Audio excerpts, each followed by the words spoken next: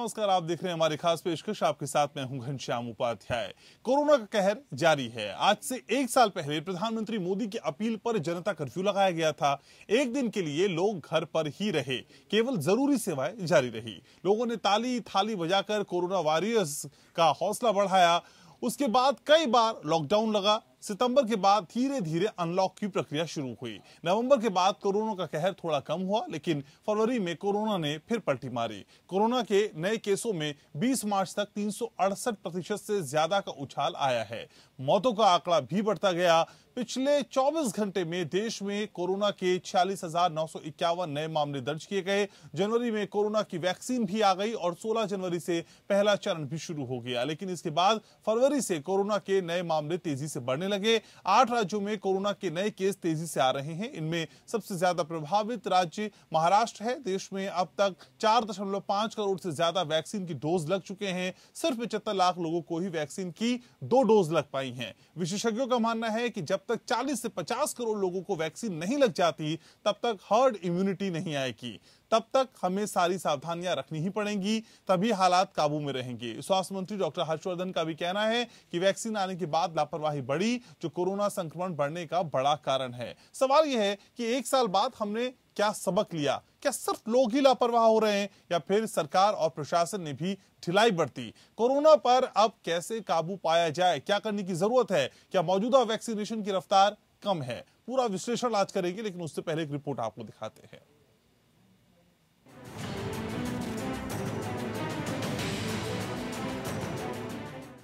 देश दुनिया में कोरोना का कहर आज भी जारी है। भारत में आज से ठीक एक साल पहले यानी 22 मार्च को जनता कर्फ्यू लगाया गया था। पीएम मोदी की अपील पर देश में जनता कर्फ्यू लगा था। लोगों ने ताली थाली बजाकर कोरोना वॉरियर्स का हौसला बढ़ाया था। ये लॉकडाउन का ट्रायल था। ट्रायल सफल रहा और 25 मार्च से कोरोना के बढ़ते आंकड़ों के बीच देश में लॉकडाउन लगना शुरू हुआ और इसे कई बार बढ़ाया गया। इसके बाद अनलॉक का दौर शुरू हुआ। सितंबर तक ये रफ्तार बढ़ती रही। बाद में कोरोना महामारी का कहर कुछ कम हुआ। इस साल जनवरी में देश में वैक्सीन भी आ गई। लगा कि अब सब ठीक है, लेकिन एक बार फिर कोरोना ने पलटी मारी। इस साल 11 फरवरी के बाद देश में कोरोना के मामले रोज बढ़ने शुरू हो गए, जो पिछले साल नवंबर के बाद लगातार घट रहे थे। 11 फरवरी को देश भर में एक दिन केवल 9,353 केस आए थे। 20 मार्च को इनकी संख्या बढ़कर 43,815 हो गई, यानी 368% से भी ज्यादा का उछाल। इस बीच हर रोज मौतों की तादाद भी बढ़ने लगी। 8 राज्यों में कोरोना के नए मरीज तेजी से बढ़ रहे हैं। इनमें महाराष्ट्र सबसे ज्यादा प्रभावित है। महाराष्ट्र में अब महामारी की पहली लहर से भी अधिक केस मिल रहे हैं। संक्रमण बढ़ने का एक कारण टीकाकरण कम होना भी है। महाराष्ट्र अब तक 2.06% और पंजाब में 1.21% आबादी को ही टीका लगा है। केरल में 3.44% आबादी को टीके की एक डोज लग चुकी है। महाराष्ट्र, पंजाब, कर्नाटक, गुजरात और मध्य प्रदेश में शनिवार को आए कुल मामलों में से 77.7% यानी 43,846 नए केस आए। केरल में मामले घट रहे हैं, लेकिन यहाँ भी शनिवार को 2,000 से ज्यादा केस आए। जिन राज्यों में शनिवार को सबसे ज्यादा कोरोना संक्रमितों की जान गई, उनमें 87% सिर्फ 6 राज्यों में हुई। इस साल 16 जनवरी से वैक्सीन लगना शुरू हुई। 4.5 करोड़ से ज्यादा वैक्सीन के डोज लग चुके हैं। सिर्फ 75 लाख लोगों को ही वैक्सीन के दोनों डोज लग पाए हैं। विशेषज्ञों का मानना है कि जब तक 40 से 50 करोड़ लोगों को वैक्सीन नहीं लग जाती, तब तक हर्ड इम्यूनिटी नहीं आएगी। तब तक हमें सारी सावधानियां रखनी ही पड़ेंगी, तभी हालात काबू में रहेंगे। अगर हम इसी तरह लापरवाह बने रहे तो एक साल पहले जैसी स्थितियां फिर देखने को मिलेंगी। स्वास्थ्य मंत्री डॉक्टर हर्षवर्धन का भी कहना है कि वैक्सीन आने के बाद लोगों ने या तो मास्क लगाना ही छोड़ दिया या फिर मास्क सही से पहनना छोड़ दिया। कोरोना संक्रमण बढ़ने का ये बड़ा कारण है। Bureau report. तो जनता कर्फ्यू के एक साल बाद की स्थिति का एनालिसिस करने की आज हम कोशिश करेंगे। मेरे साथ डॉक्टर राहुल भार्गव जुड़ रहे हैं, डॉक्टर अंशुमान कुमार भी मेरे साथ जुड़ रहे हैं। आप दोनों का बहुत बहुत स्वागत। डॉक्टर भार्गव, सबसे पहले आपके पास आना चाहूंगा। एक साल बाद जनता कर्फ्यू के हम खुद को कहां पाते हैं? क्या कर्फ्यू के बाद जो स्थिति सुधरी थी वो अब बिगड़ने लगी है और जो वर्तमान स्थिति काफी चिंताजनक है? देखिए, अगर हम एक साल का विश्लेषण करते बहुत सारी कंट्री से बेटर किया है और कुछ ही कंट्री से हम खराब रहे हैं। उसमें ताइवान शायद हमसे आगे रहा होगा। बट अगर हम यूरोप को देखते हैं, अमेरिका को देखते हैं, साउथ अमेरिका में ब्राजील को देखते हैं, अर्जेंटीना को देखते हैं, साउथ अफ्रीका को देखते हैं, तो हमने उनके मुकाबले में बहुत अच्छा फेयर किया है in numbers of total number of cases as well as mortality. मतलब मरने की जो प्रतिशत थी वो हमारी विश्व में सबसे कम थी। मतलब हमारे लोगों को कोरोना जरूर हुआ बट उनमें उसकी मृत्यु दर नहीं हुई। तो ये बात तो पक्की है कि हाँ, हमने सही टाइम पे पिछले साल आगे की चीज को फॉरवर्ड लुकिंग सोचते हुए हमने जो लॉकडाउन किए उसका काफी कुछ असर रहा। बट नवंबर, दिसंबर, जनवरी में जहाँ पे 9,000 केसेस तक आ गए थे, आप याद रखिए अक्टूबर में 1 लाख केसेस रोज आते थे और मोर्टालिटी भी बढ़ती जा रही थी। तो 0.1%, 2%, 1% तक वो पहुंच रही थी। बट जनवरी में, फरवरी में और दिसंबर के महीने में वो 9,000 मिनिमम तक आ चुके थे। उसके मुकाबले में आज 36,000, मतलब 4 गुना ज्यादा केसेस पिछले 3 हफ्ते से आने लगे हैं और ये कुछ ही क्षेत्रों से आ रहे हैं। तो इसका मतलब ये है कि आग लगनी चालू हो चुकी है और अगर हम सावधान नहीं हुए तो वो पूरे देश में जल्द से जल्द आग लग जाएगी जी। इस समय में ये भी देखना जरूरी है कि इकोनॉमिक लॉस काफी हुआ, तो शायद लॉकडाउन एक अब आज के संदर्भ में एक बहुत अच्छा ऑप्शन नहीं है। वो एक पीक को कम जरूर करता है, बट कितने दिन? क्या कोरोना चला जाएगा? क्या कोरोना 2021 में गायब हो जाएगा? अपने आप जैसे आया था, जहां से आया था वो गायब हो जाएगा? तो उसका उत्तर है नहीं, कोरोना आपके साथ रहेगा। अब आपको क्या करना चाहिए? वैक्सीनेशन की गति को बढ़ाना चाहिए। 1 करोड़, अभी हम 30 लाख लोगों को रोज वैक्सीन लगा रहे हैं, उसको बढ़ा के 1 करोड़ तक ले जाना चाहिए। आज भी एक डेटा आया है कि गवर्नमेंट हॉस्पिटल प्राइवेट अस्पताल से बेहतर कर रहे हैं। अब वैक्सीनेशन के लिए फ्लड गेट्स खोल देने चाहिए। सबको 18 साल से लेके 60, 70, 90 साल तक की सारी उम्र के लोगों के को वैक्सीनेशन तेजी से रैंप अप करना चाहिए, क्योंकि दूसरी डोज के बाद साइंस ये कहते हैं कि ठीक है डॉक्टर भार्गव, असल में क्या उपाय किए जाने चाहिए इस पर विस्तार से चर्चा करेंगे। डॉक्टर अंशुमन भी हमारे साथ है। डॉक्टर अंशुमन, वैक्सीन आने के बाद हमें लगा था कि सब कुछ ठीक हो जाएगा, लेकिन दवा के बाद भी कोरोना का मर्ज तो लगातार बढ़ रहा है सर। प्रमुख वजह आप क्या मानते हैं?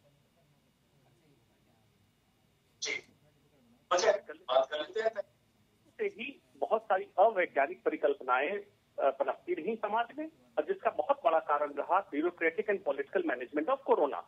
मेडिकल मैनेजमेंट ऑफ कोरोना शुरू से नहीं हुआ, जिसमें बहुत सारा कुछ कहा गया कि 18 दिन में महाभारत की लड़ाई जीती थी तो 21 दिन में लॉकडाउन में कोरोना खत्म हो जाए। कोरोना खत्म नहीं होगा। कारण ये है, स्पेनिश फ्लू 1918 में आया था, आज भी स्पेनिश फ्लू का वायरस हमारे बीच है। तो एक का कोरोना वायरस आया तो रहेगा। हमारी कोशिश क्या करनी चाहिए? वैज्ञानिक सोच जनता में डेवलप कीजिए। क्या डेवलप कीजिए? अब भारत में कोरोना वायरस है तो ये सभी को संक्रमित करेगा।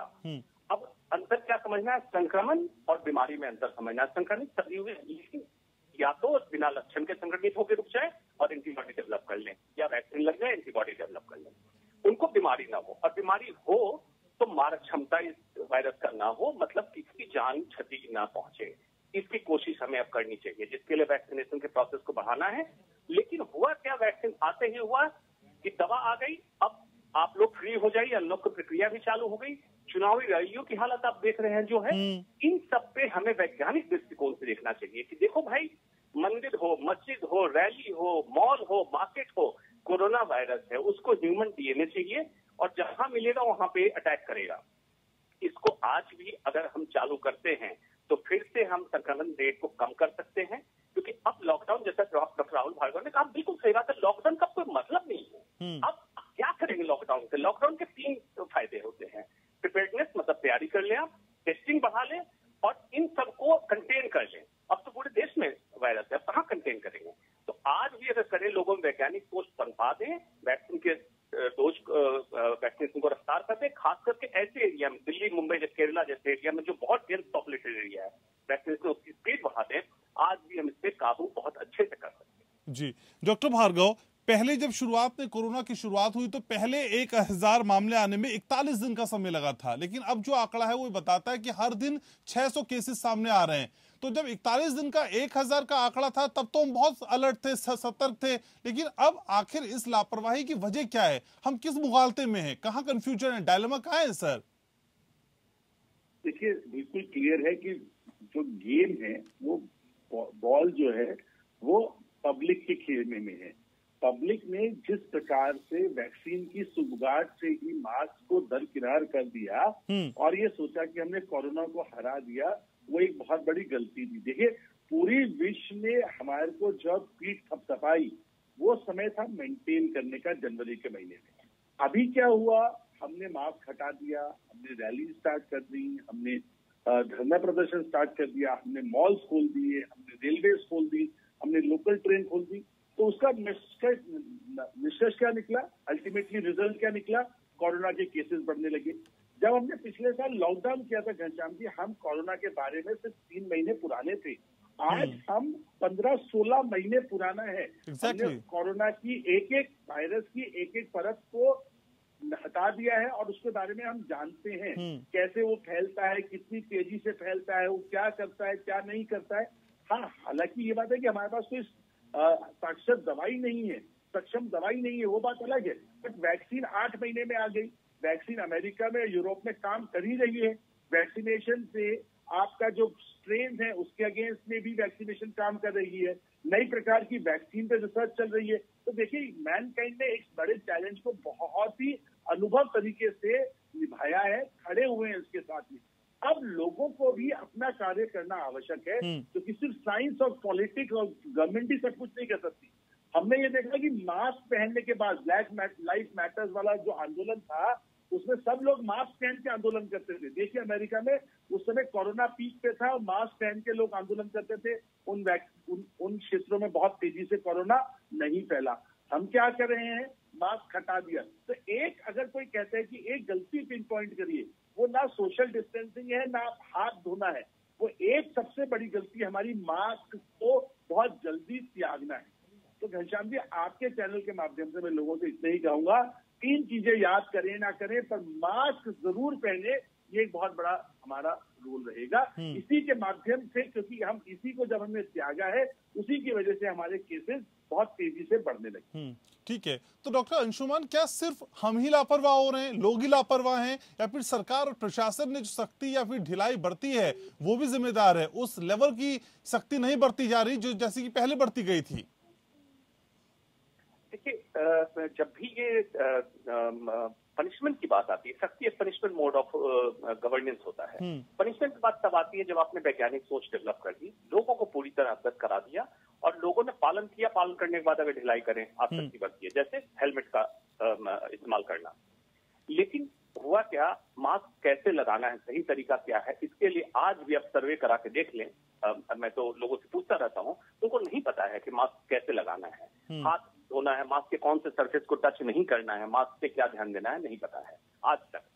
पुलिस कर्मी को, जो नॉन डॉक्टर्स फ्रंटलाइन वॉरियर्स है, पुलिसकर्मी, सफाई कर्मचारी, उन तक को नहीं पता था। तो एक तो ढिलाई इसमें रही।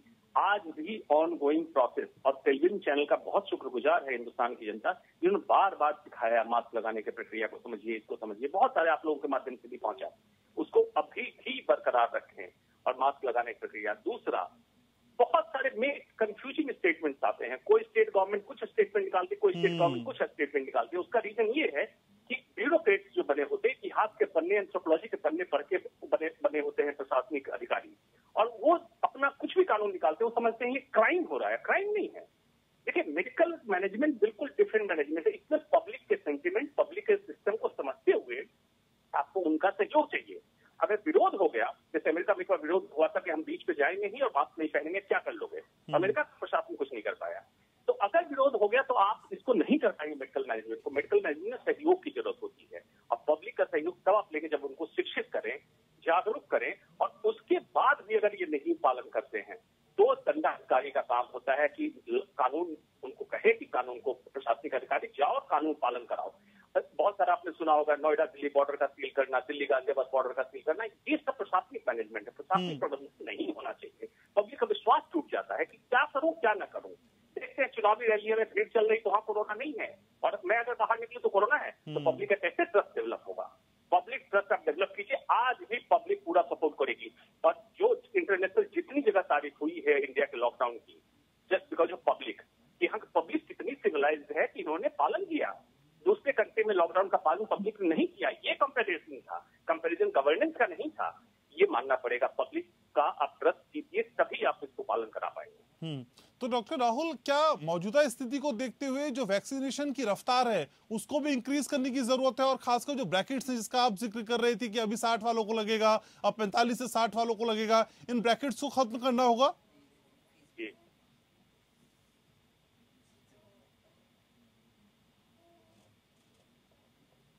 असर आता है सारे लोगों में, सारे लोगों में असर। हम ये भी नहीं जानते कितने दिन तक असर रहेगा। कम से कम हम एक बार तो पूरे लोगों को वैक्सीनेट करें। तब तक हम वैक्सीनेट पूरे लोगों को, तब तक कैसे होगा? और आप 1 करोड़ लोगों को करने के लिए बच्चों को हटा दीजिए, 18 साल को हटा दीजिए, तब भी आपके पास 60-70 करोड़ जनता है जी, आपको वैक्सीनेट करना है। और जब 70% करेंगे तभी आप आगे बढ़ पाएंगे और हर्ड इम्यूनिटी बढ़ा पाएंगे। तो आप कितनी तेजी से आपको रैंप अप करने की जरूरत है। तो अब जरूरत आज है कि वैक्सीनेट और वैक्सीनेट। बाकी सारे पहलू जो है तो दूसरे नंबर पे है, पहले मैदान पे वैक्सीनेट। अगर आपके पास प्रॉपर अमाउंट ऑफ वैक्सीन है और दूसरी डोज देने के लिए वैक्सीन अवेलेबल है, तो हमें वैक्सीनेशन भी बढ़ाना चाहिए।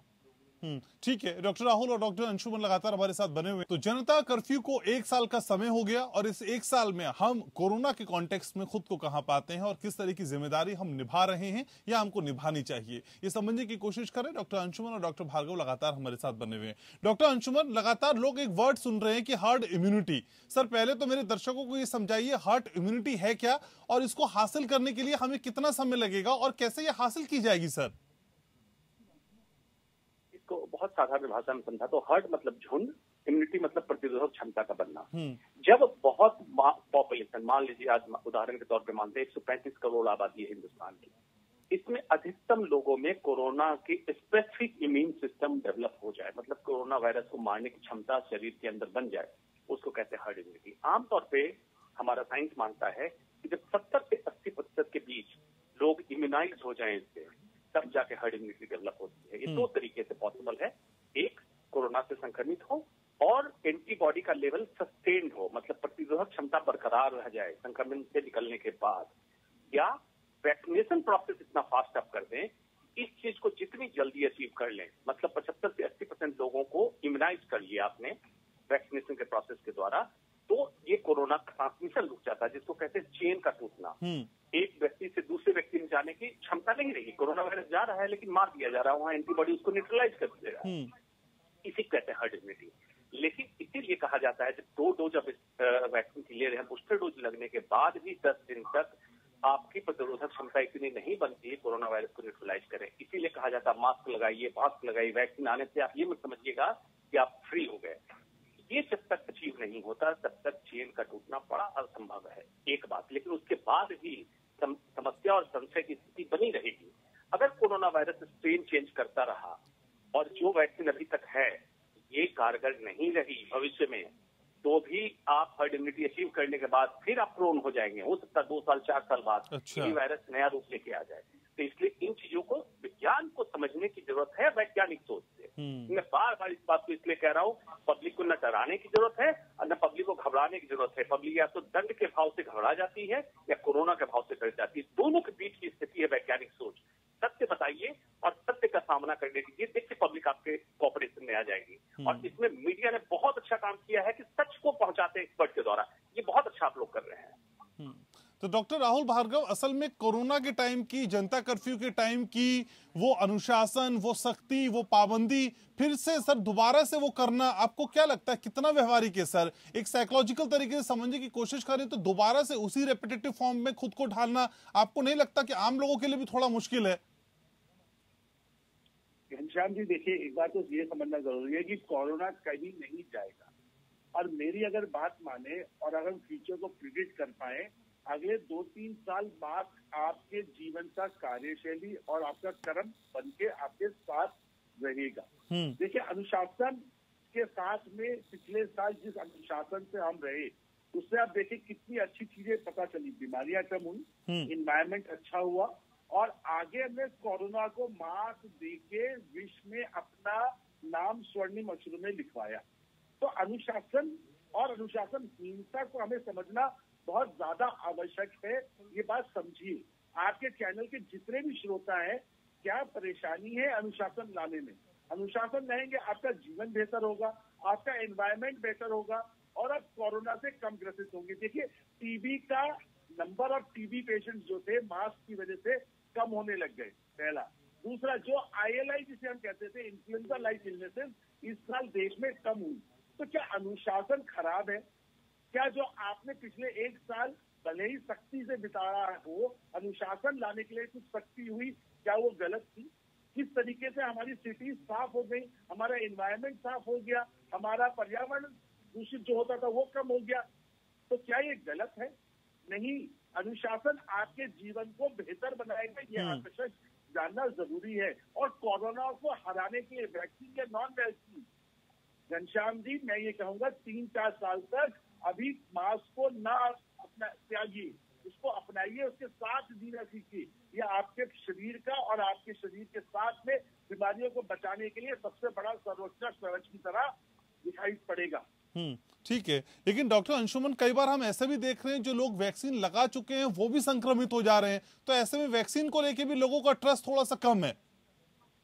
जी नहीं, वैक्सीन में लॉन्च के समय ही दोनों कंपनियों ने अपना अपना डिक्लेरेशन दिया। कोविशील्ड ने कहा 70 से 72% प्रोटेक्शन रेट है और बाद में फेज 3 ट्रायल जब कोवैक्सीन का आया तो उसने कहा 80 से 82% प्रोटेक्शन रेट है। इसका मतलब ये होता है कि एक इंसान अगर वैक्सीन लगाता, हालांकि ये बहुत लंबे संख्या में इसका कैलकुलेशन होता है, साधारण करने के लिए इसको मैं बताता हूँ, तो ये चांस है कि 70% उम्मीद है कि आपको कोरोना वायरस संक्रमित ना करे, या करे तो कोई मारक क्षमता न डेवलप करे। आपके शरीर में एंटीबॉडी इतनी बना चुका है वैक्सीन।